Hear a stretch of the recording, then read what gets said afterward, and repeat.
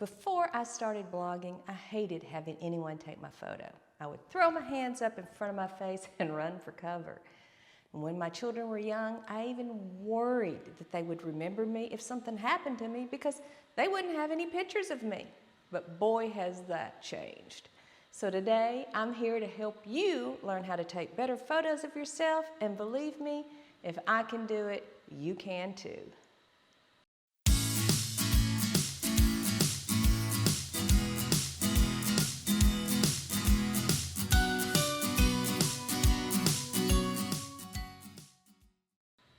Hi, I'm Tanya Stevens, and I want to make sure that you feel confident in your fashion choices and help to keep you looking modern and relevant.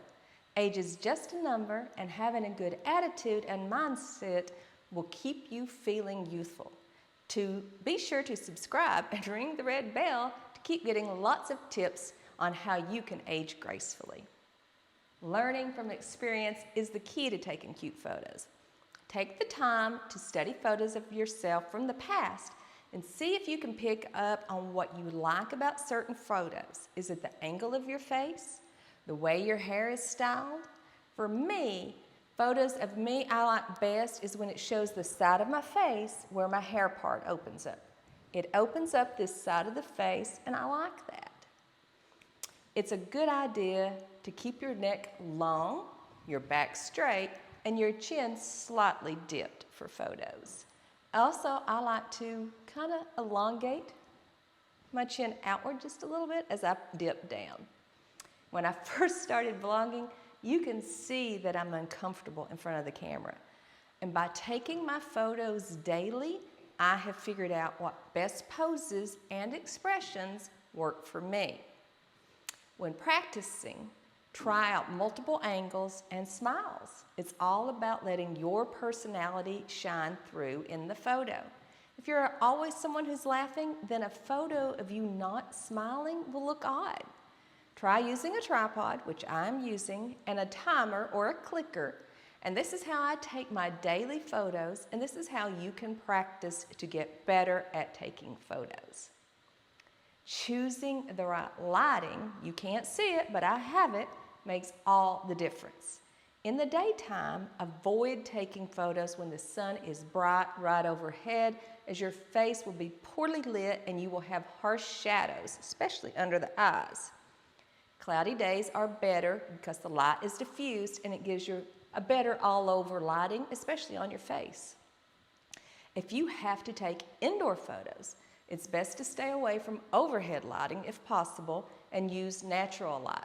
Natural lighting produces photos with a soft, even glow, so try standing in front of a window or even open up the door. That's how I take a ton of my photos. Feeling beautiful and being confident in your outfit you've chosen, that shows in your face. If you aren't happy, you can't fake a smile that will make a photo look any better. So, pick out vibrant colors. They work well on camera. Dark colors recede and they don't quite show up as well in photos. And you also need to pay attention to the pattern and the design, because too much can be too distracting. I always like to add jewelry to my photo. I think jewelry is like the icing on the cake. It finishes the look. For close-up photos, you might want to choose more delicate jewelry. It kind of adds a little touch of elegance. But to make a statement, large necklaces or large earrings will draw the eye to your face. And that's the whole point. Make sure you're wearing makeup when you take photos. This will help you to keep from looking washed out. Also, make sure you blend your makeup really well, because in the camera, it will pick up little things like that.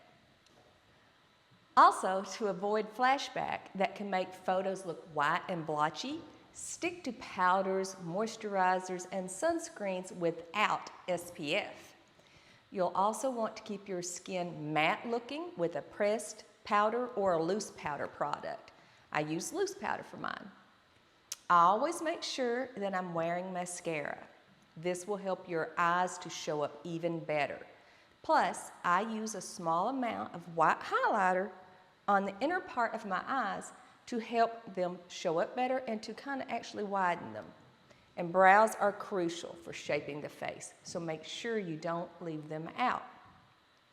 Blush is also something that I make sure I've applied before the camera starts to snap. I found that I sometimes need to add a little more blush or makeup than I would on a normal day.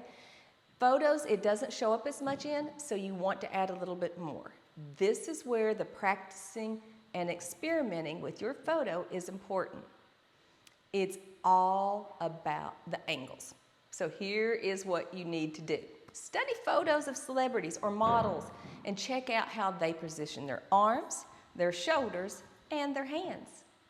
For a slimmer silhouette, angle your body to one side and roll your shoulders back to relieve the tension and open the chest. Experimenting with angles helps you find which is your best side. Whether you prefer your right or your left, tilting it toward the camera, remember my side, will create beautiful shots every time. Angles highlight your best feature. So don't be afraid to ask your friends to switch sides with you if you're in a group shot. Do a quick scan of your surroundings. Double check that the background is clear of clutter before taking a photo. We want to keep the focus on you. If you're outside, make sure there's no poles, garbage cans, or large signs. You don't want those in your photos. And if you're taking photos inside, try to keep it to like a simple wall. Less clutter is what you're looking for. And if you can't do that, kind of move the clutter to one side, grab a couple of snaps, move it back. Learning to smile for a photo is a process that takes tons of time. It's all about being relaxed and being natural. I've noticed that I like the photos where I'm genuinely laughing, such as in a candid shot. But when the camera comes out, we tend to tense up. And we all put on kind of that fake smile.